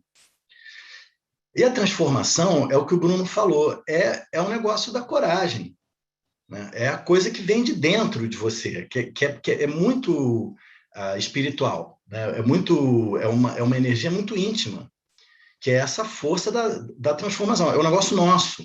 Então, a gente que está num campo da ciência preocupado em ajudar a construir soluções, caminhos para a gente sair como planeta da enrascada que nós modernos nos pusemos e pusemos todas as outras pessoas não modernas também junto, a gente precisa dessa coragem, né? E essa coragem, eu acho que é justamente essa presença que eu acho que é um negócio que a gente na ciência, com a frieza da imparcialidade, da racionalidade, então a gente meio que mantém fora, a gente não quer se misturar. E o meu argumento é esse, está na hora da gente se misturar, porque a gente precisa exatamente dessa coragem que o Bruno falou. E aí, quando o Bruno fala isso, que outra coisa que eu achei interessante também na fala dele, né? Tem os negacionistas do clima, os negacionistas da Covid, mas até que ponto a gente, às vezes, não é negacionista dessa espiritualidade? Eu não estou falando de religião, porque, nota bem, o Frei Beto dizia isso já, né? Que religião tem centenas, espiritualidade tem só uma. Então, outra coisa que o Bruno falou que eu acho que é importante, né? Ele falou dessa religação, né? A palavra religião vem disso, religare, ou então relegere, que é ler novamente. Então, a gente, através da nossa espiritualidade, a gente precisa se reconectar uns aos outros, entre nós para com a natureza. O nome dessa conexão é o amor, que raramente a gente fala sobre ele meio científico também, mas ele é essa parada, né? Que a gente precisa encontrar dentro de nós de novo. Eu acho que é um pouco de dentro para fora, né? A gente encontra o amor dentro de nós, mas tem o Eros que empurra a gente para fora. E a gente se encontra lá com a natureza, se encontra com o próximo, cheio de coragem para fazer essa transformação. E aí não há caixa que segure isso. Não há número de artigo, enfim, a epistemologia chata que vai te segurar. Você rompe a caixa. Esquece a caixa. Não é isso, Bruno?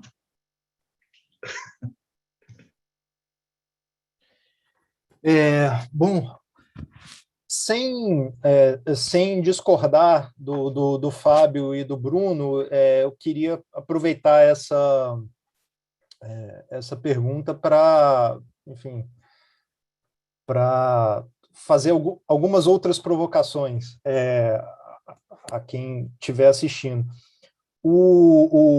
Eu achei a fala do Fábio muito interessante e me provocou pessoalmente, porque eu entendi precisamente que o que ele está defendendo é muito longe de ser um tipo de pluralismo acrítico, né, ou de vale tudo, né? Pelo contrário, o que ele está propondo é um enriquecimento da atividade de compreender o mundo, né, do esforço de compreender a realidade. E sob esse espírito, eu digo o seguinte: o que a gente chama, o que o senso comum chama hoje de ciência é uma tragédia. Inclusive, cientistas com resultados muito interessantes, né, com trabalhos muito interessantes, com contribuições muito interessantes para o conhecimento humano, muito frequentemente tem uma consciência metodológica, epistemológica precária. Isso é um resultado muito assim, desconcertante, né? Você pega um cara da estatura do Albert Einstein, e quando ele se põe a falar algo sobre metodologia, sobre método, é trágico. Assim, do positivismo mais precário lá enfim, que foi superado já há muito tempo, há muitos séculos. Um cara da estatura do Stephen Hawking, enfim, o número é grande, né? Então tem muita gente que tem aquela arrogância científica e que acha que fazer ciência é seguir certos protocolos, né? Seguir certos procedimentos. E muito frequentemente esses procedimentos têm, de novo, uma raiz no positivismo, que como tradição filosófica, como tradição em filosofia, eu não estou falando de orelhada não, tá? Não é minha área de pesquisa, mas é uma das minhas áreas de ensino. Como tradição filosófica, foi sepultada, assim, é uma das poucas oportunidades em que a gente pode falar uma coisa dessa de maneira incontroversa. Foi sepultada no mais tardar em meados do século XX, né? E até hoje a gente está treinando os nossos futuros cientistas nesse tipo de procedimento datado, enfim, e sem enriquecê-los não só com as discussões em filosofia da ciência, mas com outros saberes que a filosofia da ciência sequer alcança, né? Enfim, então eu tenho pleno acordo,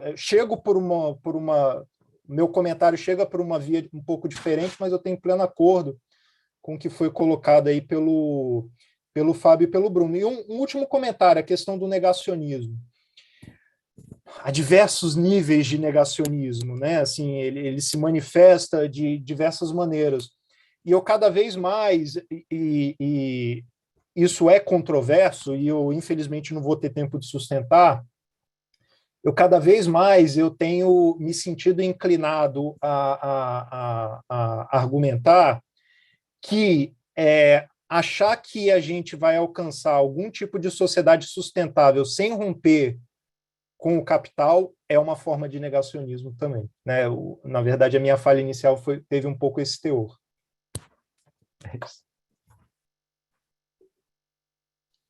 Muito bom. Muito importante, né? Eu acho que uma coisa interessante de pensar é essa coisa de pensar o método científico para além de procedimento, né? A partir do momento que a gente, pelo menos nas ciências naturais, a gente acaba tendo uma ruptura, né, com a filosofia e tudo mais, de se apropriar melhor da filosofia por trás da ciência, né? E a gente associa muito o método a diretamente procedimentos que a gente vai fazer para chegar nos resultados da nossa pesquisa, né?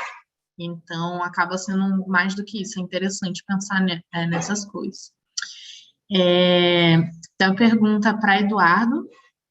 Quais são as iniciativas em prática já para essa mudança de funcionamento da sociedade? O que você vê como de fato efetivo? Quais as novas formas de capital de interesse para os diversos setores da sociedade que incorpore conservação e desenvolvimento econômico? Essa pergunta foi de Karine Ember. Eu começo pela parte final. É verdade, esse é um fenômeno novo, né? Tem vários capitais aí que estão aparecendo no cenário, às vezes com uma mera roupagem mais verde, né? E aí a gente descarta dessa resposta, porque se é só roupagem não nos interessa, e às vezes com uma genuína ambição e até mesmo com uma genuína possibilidade de ter uma atividade não destrutiva, não totalmente impactante. Mas aí a gente precisa, para entender as reais possibilidades desse tipo de fenômeno novo, a gente precisa fazer diversas perguntas. Primeiro, uma experiência como essa tem um resultado, é capaz de gerar o resultado ambicionado localmente, ou seja, restrito àquela atividade, àquele capital? Vamos ser generosos e dizer que sim, tem a possibilidade. A segunda pergunta é, beleza, então pode gerar o resultado ambicionado. A segunda pergunta é generalizável? Ou seja, isso pode se espalhar para o conjunto do sistema? Vamos ser generosos e dizer que sim, é generalizável. A terceira pergunta é, quando generalizado, o resultado virtuoso pode ser conservado? Ou seja, à medida em que aquela experiência local é generalizada, ela continua a conservar os efeitos virtuosos, os resultados virtuosos? E aí eu diria, sem ter tempo para demonstrar, que enquanto vivermos na sociedade capitalista, no mínimo uma dessas perguntas a gente vai responder não. Se a gente responder que localmente o resultado é alcançável, a gente vai ver que não consegue generalizar, e se a gente conseguir ver que consegue generalizar, a gente vai ver que, ao generalizar, os resultados não são conservados. Tá? Então, claro, aqui eu estou só indicando o resultado do raciocínio sem abrir o raciocínio para não tomar muito tempo. E justamente por causa disso, porque a estrutura dessa sociedade, o modo dela de funcionar tem esse mecanismo neutralizador dos nossos sucessos, né? Então, toda vez que a gente consegue poupar um pouco, moderar um pouco a nossa demanda material sobre o planeta, e a gente está poupando, por isso, recursos, ecossistemas, etc., a gente não está poupando só coisas físicas e energéticas, a gente está poupando capital também. E o capital não pode se recolher à imobilidade. Então, esse capital poupado, ele precisa encontrar algum outro espaço para executar sua lógica expansiva. E quando ele faz isso, ele varre a moderação que a gente obteve em algum ponto do sistema. Ele neutraliza aquela moderação. Né? Então, esse é um dos aspectos que nos ajuda a ver a natureza sempre, permanentemente expansiva desse sistema. Se isso estiver correto, dá para afirmar com relativa segurança que qualquer coisa que a gente faça nesse sistema vai ter, na melhor das hipóteses, uma chance de sucesso temporário. E, portanto, ainda que as nossas preocupações girem em torno da ecologia, do meio ambiente, da natureza, etc., talvez as práticas mais efetivas não sejam aquelas que travem um contato direto com as lutas ambientais e ecológicas. Talvez as principais iniciativas, aquelas com maior chance de serem efetivas, sejam aquelas que desbloqueiem os caminhos que a gente precisa trilhar. Se os nossos caminhos estão bloqueados hoje, então a gente não consegue acessá-los antes de desbloquear os caminhos. E aí, de novo, a gente volta à necessidade de superar essa sociedade. Né? E se essa é a tarefa mais imediata, a tarefa prioritária que deve ser enfrentada por nós, caso todo esse raciocínio esteja correto, então a gente precisa voltar os nossos esforços, a nossa capacidade de mobilização para ela.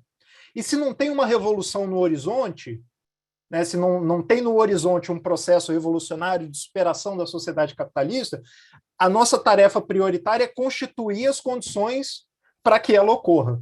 E se a gente tiver que começar do zero, então que comecemos do zero. O ponto é caminhar na direção de desbloquear os caminhos. Né? A gente é como se a gente estivesse mirando na cobertura, né? A gente quer construir uma cobertura. A gente não constrói uma cobertura construindo antes uma casinha, porque a gente só tem os recursos e os elementos para construir uma casinha. Não, se a gente quer construir uma cobertura, a gente precisa construir os pilares, né? Começar a construir o primeiro andar, o segundo andar, o terceiro andar. É isso que nos leva à cobertura, não é construir uma casinha, um barraquinho, né? Ou seja, o que a gente tem ao nosso dispor hoje para fazer é pouco. Né? Há pouca consciência revolucionária, há relativamente pouca energia revolucionária orientada para o lado certo. Né? Tem muita energia revolucionária orientada para a extrema-direita, mas, enfim, tudo bem, se tudo isso está escasso e é disso que a gente precisa, então a gente precisa dar os primeiros passos, para reunir essas condições, para constituir essas condições. É isso que eu vejo como ações com possibilidades de serem efetivas para o que a gente precisa. Perfeito. Exatamente, né? O sistema não vai cair de maduro e as coisas não vão se modificar sozinhas, né? Então, é necessário construir esse caminho, né? Então, a gente já está caminhando, né, mais para o final, né? Então, vou fazer mais algumas poucas perguntas. Ela está direcionada para o Eduardo, mas eu acho que seria interessante para os três responderem, né? Que é da Beatriz De Masi. De que maneiras integrar essa perspectiva anticapitalista na pesquisa em conservação? Às vezes sinto que estamos enxugando gelo, não indo na raiz dos problemas socioambientais, que é do nosso próprio modo de produção. E apesar de fazermos pesquisas incríveis e cada vez mais dialógicas, a lógica capitalista ainda impera. Então, se Bruno quiser começar comentando. Eu vou fazer um breve comentário e depois os camaradas prosseguem. Esses dias a gente passou em mobilização, né? Foram 22 dias em que os povos indígenas do Brasil estiveram reunidos aqui em Brasília, desde o dia 22 de agosto até a Marcha das Mulheres. Anterior a isso, nós já tínhamos feito o Levante pela Terra, onde nós ficamos em Brasília um mês acampado. Então, tudo isso é fruto de muita resistência, né, de muita organização e de muito norte sobre os caminhos que nós devemos seguir, mobilizados em um ponto comum de luta, de resistência. Durante esses dias, eu vi uma frase que ficou ecoando na minha cabeça, e até esses dias eu comentei sobre em uma rede social. A treta é sobre território. Aquela frase muito simples, mas ficou ecoando na minha cabeça. Depois eu descobri que essa frase é de uma rapper, né, que trouxe, que fez uma canção e incluiu essa música. E eu fiquei refletindo sobre isso e percebi que as tretas com que a gente lida são muitas. E outra muito grave que nos impede de destravar esses nortes é a institucionalidade. A treta também é a institucionalidade. Mas nós não devemos negar ela, nós devemos ocupar a institucionalidade. Mas nos moldes em que elas se encontram hoje, com processos viciosos, apressados, que às vezes servem de trampolim político. Então, a treta é sobre território, nos seus diversos moldes, porque nas cidades também os territórios são manipulados, né? Você passa por regiões de Brasília, por exemplo, e você vê aqueles condomínios, e aí as pessoas falam, ali é uma invasão, mas está sendo regularizado. E aí você vê quem são as pessoas que conseguem se instituir e fazer aquela invasão com casas muito bonitas. E mais ali está sendo regularizado. E que muitas vezes essas licenças para essas ocupações são feitas pensando muitas vezes em como será a próxima eleição. E não uma distribuição através de habitações e que vai de fato resolver o problema de moradia. A institucionalidade vem com esses vícios também, e por isso muitas vezes é duvidoso que parta de uma revolução, mas a revolução é o que vai fazer a diferença, é o que vai fazer as pessoas pensar, como propôs Paulo Freire, na utopia do sonho, da transformação da realidade. Então, precisamos unir e perverter essas coisas que fazem com que a gente fique amarrados a eles, à institucionalidade, e fazer a gente pensar outras saídas, né? Então, eu acho que seria esse um caminho a se apontar, né? Perverter esses espaços em que nos impedem de estar, ou quando permite estar, vem cheio de vícios, né?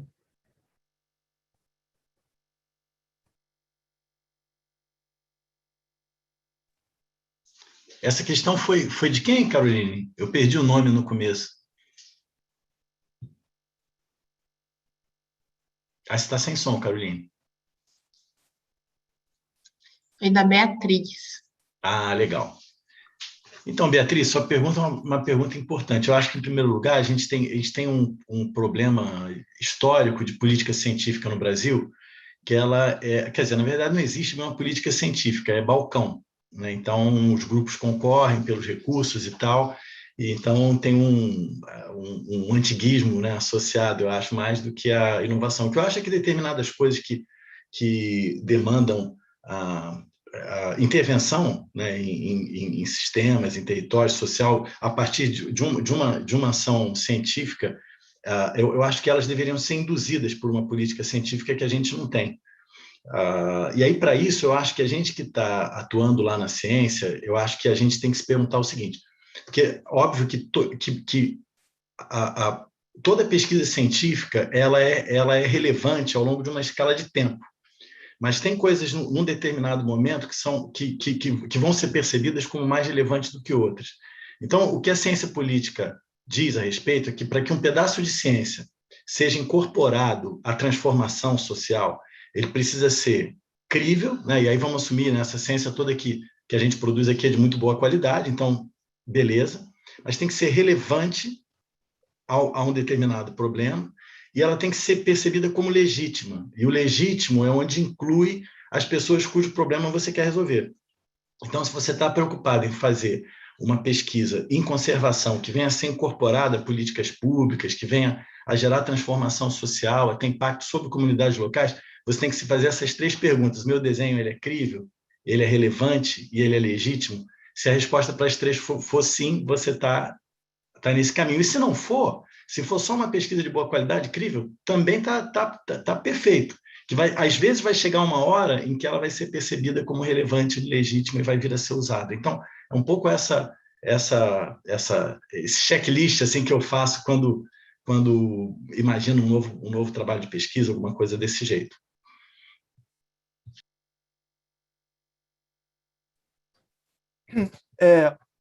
Então, eu acho que, em boa medida, a minha resposta anterior contempla assim, o espírito da pergunta, né? Talvez a inquietação que tenha gerado a pergunta. Eu queria só acrescentar 2 coisas rápidas. Primeiro, o próprio terreno em que nós temos travado as lutas, né? Que, como o Bruno bem colocou, né? O terreno institucional, e os resultados que saem dessas lutas, ele é sintoma de uma coisa, né? Ele revela uma coisa, ele revela a característica espontaneamente destrutiva dessa sociedade. Eu estou insistindo nisso, não é por acaso, é porque, de fato, isso é uma característica muito marcante, né? Então, a própria necessidade de nós lutarmos por leis ou por políticas de conservação já indica que, na ausência delas, o que haveria seria destruição, né? Quer dizer, essa sociedade ela não tem a capacidade para um metabolismo espontâneo que seja sustentável. Ao contrário, né? Deixado à sua própria sorte, esse metabolismo trava uma interação destrutiva com a natureza. Então, é assim que a gente precisa de leis para barrar desflorestamento, de leis para barrar a poluição de cursos d'água, né? Enfim, de parques, de área de proteção ambiental. A gente precisa de tudo isso porque, não houvesse isso, o rolo compressor dessa sociedade passaria por cima de tudo ainda mais rápido. Mas, mesmo a gente tendo esses instrumentos, e mesmo a gente obtendo certos sucessos aqui e acolá com a luta em torno desses instrumentos, eles têm se demonstrado insuficientes. Porque, de novo, o rolo compressor ele é muitas ordens de magnitude maior do que esses nossos eventuais sucessos. Por isso, e aí eu fecho a minha resposta a essa pergunta, eu acho que enxugar gelo é uma metáfora cada vez mais inadequada. Por quê? Porque enxugar gelo é uma tarefa executável. É uma tarefa tediosa, um pouco sem sentido, mas ela é executável. Se eu tiver com um pano bom ou com um número grande de panos, eventualmente eu termino a tarefa de enxugar o gelo, né? E, dada a magnitude dos desafios, dado o horizonte de tempo que a gente precisa executar esses desafios, e dado o ritmo da nossa sociedade atual, eu acho que uma metáfora mais adequada seria a gente está tentando frear um carro em alta velocidade, colocando a cabeça para fora e soprando. Tá? Por que eu prefiro uma metáfora como essa? Porque ela mostra a inexecuibilidade da tarefa. Tá? Então, o que a gente precisa? A gente precisa pular fora desse carro. A gente vai se machucar um pouquinho, ou talvez até muito, porque todo o processo de transformação social tem seus traumas, é doloroso em alguma medida, é povoado de avanços, mas é povoado de recuos também. O processo revolucionário é sempre traumático, né? Mas se esse carro em alta velocidade está nos levando para um precipício, a gente não pode tentar frear esse carro botando a cabeça para fora e soprando, por maior que seja o número de pessoas que esteja soprando, né? A gente precisa pular fora desse carro o quanto antes. Perfeita metáfora, muito boa. É bem isso mesmo. Agora, eu acho que para encerrar, se vocês tiverem alguma mensagem final, algum encerramento, alguma coisa que vocês queiram deixar para fechar a mesa, né? Então, já agradeço novamente a todo mundo, a todos que assistiram também no YouTube, que assistiram aqui no Zoom, fizeram as perguntas, né? Foram muitas perguntas, então a gente não deu conta de responder todas, mas eu acho que tem muita coisa aí para continuar o debate e refletindo, né, para próximos espaços. Então, se vocês quiserem dar uma mensagem final.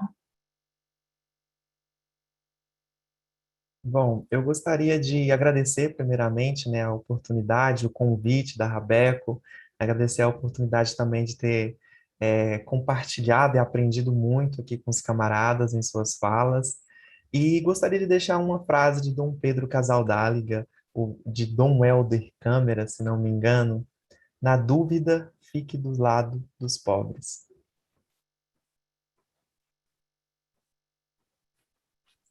Legal, Bruno. Eu também queria agradecer mais uma vez, muito bom, uma felicidade estar aqui com vocês, conhecer vocês três, né, ainda que virtualmente, uma satisfação muito grande estar com esse público grande aqui, com ótimas perguntas. Eu acho que na pergunta anterior que me foi feita, eu não cheguei a responder isso, mas tem já uma série de iniciativas de diálogo em curso, que eu acho que durante a pandemia elas ganharam muito em visibilidade, algumas delas tinham caráter local e hoje estão ganhando uma visibilidade nacional, até internacional. Então, eu recomendo que vocês deem uma olhada no Ciclo Selvagem de Estudos, que faz um diálogo de conhecimento indígena com outros conhecimentos, inclusive científico. O projeto Fé no Clima, de uma ONG chamada ISER, Instituto de Estudos da Religião, que cria um diálogo entre cientistas do clima com religiosos das mais diferentes religiões, são mais de 40 religiões hoje envolvidas. Tem já festivais de sustentabilidade no país, como o Live Mundi e outros. Então, esses são vários espaços onde essas conversas têm se dado e têm sido muito rico. Hoje vocês podem encontrar tudo na internet. Então, fica aí a recomendação e, mais uma vez, muito obrigado pela oportunidade. Eu também quero encerrar reforçando o meu agradecimento. Eu já estava me sentindo muito estimulado antes e a mesa não só confirmou, como superou minhas expectativas. Foi muito bom compartilhar essa mesa com vocês que estão compondo a mesa, mas também com o público, que foi de bom número. Teve muitas perguntas, né? Se a gente tivesse aqui 2, 3 horas mais, eu gostaria muito de responder todas. Para fechar mesmo, eu queria dizer que eu sei que a maneira como eu apresento as coisas pode ser um pouco, até muito desmobilizadora, né? Porque é fácil confundir um cenário tão dramático como esse, como um cenário em que tudo está perdido, né? Então, é até compreensível a reação meio fatalista, né? Enfim, já que tudo está perdido, então dane-se, né? Mas eu queria insistir que certamente não é esse o caso. Ainda que nós estejamos numa velocidade incrível, destruindo vários futuros possíveis, nem todos os futuros estão destruídos. E alguns desses que ainda nos sobram, vale a pena lutar por eles, né? Então, se a situação é dramática, é urgente, é difícil, é desesperadora, a gente tem que se lançar à luta, inclusive com toda a força do nosso desespero. É isso.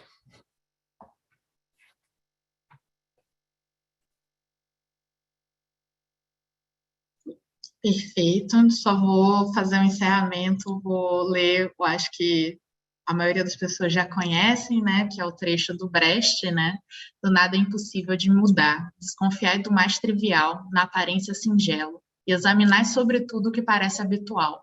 Suplicamos expressamente, não aceiteis o que é de hábito como coisa natural, pois em tempo de desordem sangrenta, de confusão organizada, de arbitrariedade consciente, de humanidade desumanizada, nada deve parecer natural, nada deve parecer impossível de mudar.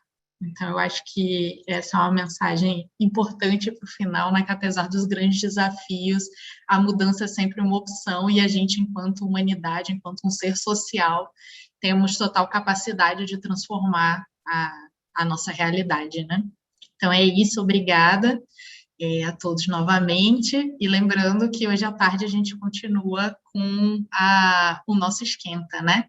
Teremos vários debates muito interessantes. Obrigada, gente.